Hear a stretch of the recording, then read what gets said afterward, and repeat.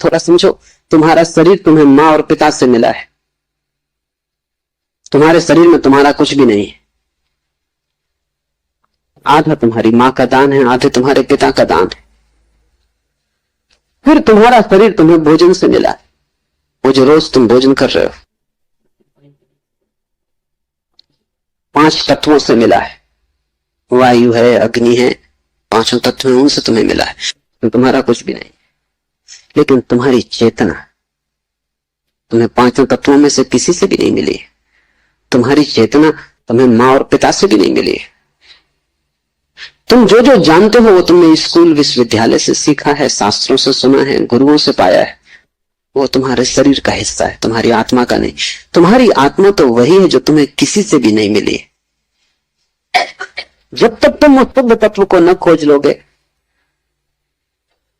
जो निपट तुम्हारा है, जो तुम्हें किसी से भी नहीं मिला है, न माँ ने दिया, न पिता ने, न समाज ने, न गुरु ने, न शास्त्र ने, वही तुम्हारा स्वभाव है। ज्ञान बंद है, क्योंकि वो तुम्हें इस स्वभाव तक न पहुंचने देगा। ज्ञान ने ही तुम्हें बांटा है। तुम कहते हो मैं हिंदू, तुमने कभी सोचा कि तुम हिंदू क्यों हो? तुम कहते हो मैं मुसलमान, तुमने कभी विचारा कि तुम मुसलमान क्यों हो? हिंदू और मुसलमान में फर्क क्या है?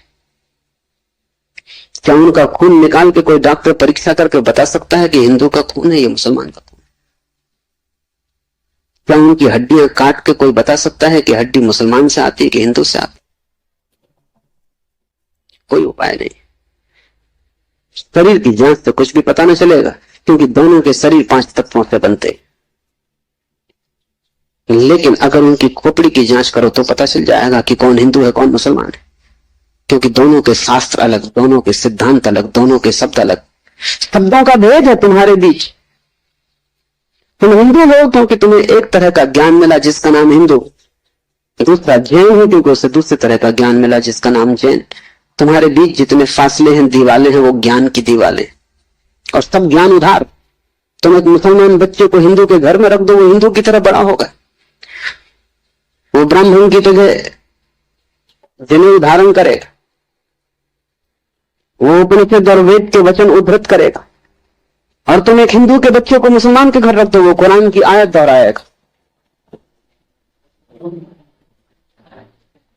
ज्ञान तुम्हें बांटता है, क्योंकि ज्ञान तुम्हारे चारों तरफ एक दीवार खींच देता है, और ज्ञान तुम्हें लड़ाता है, और ज्ञान तुम्हारे जीवन में वैमनस्य और शत्रुता पैदा करता है।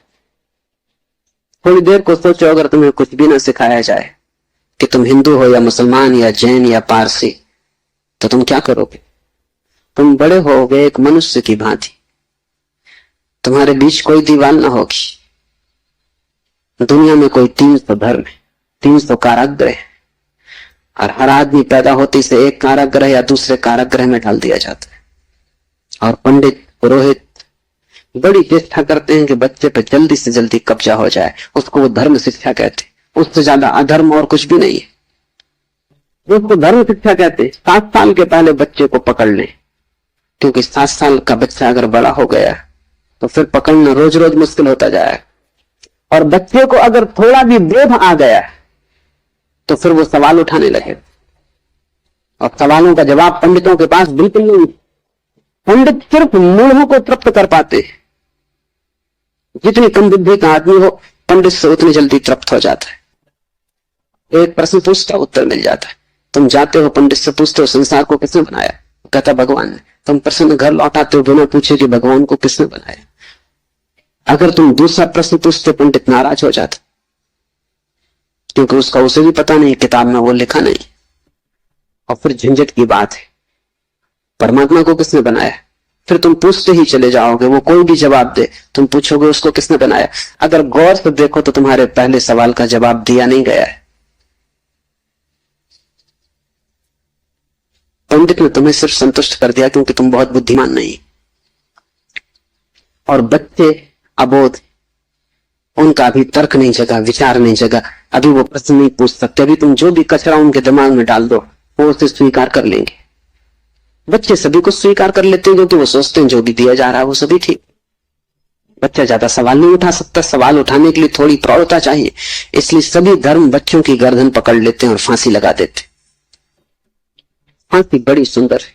किसी के गले में बाइबल लटकी है, किसी के गले में समय साथ लटका है, किसी के गले में कुरान लटकी है, किसी के गले में गीता लटकी है। ये इतने प्रीतिकर बंधन है जिनको छोड़ने की हिम्मत फिर जुटानी बहुत मुश्किल है।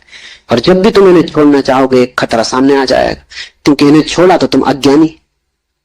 क्योंकि जैसे तुम इनको छोड़ोगे तुम पाओगे मैं तो कुछ जानता नहीं, बस ये किताब सारी संपदा है, इसको संभालो। अपने अज्ञान को छिपाने का यही तो एक उपाय है।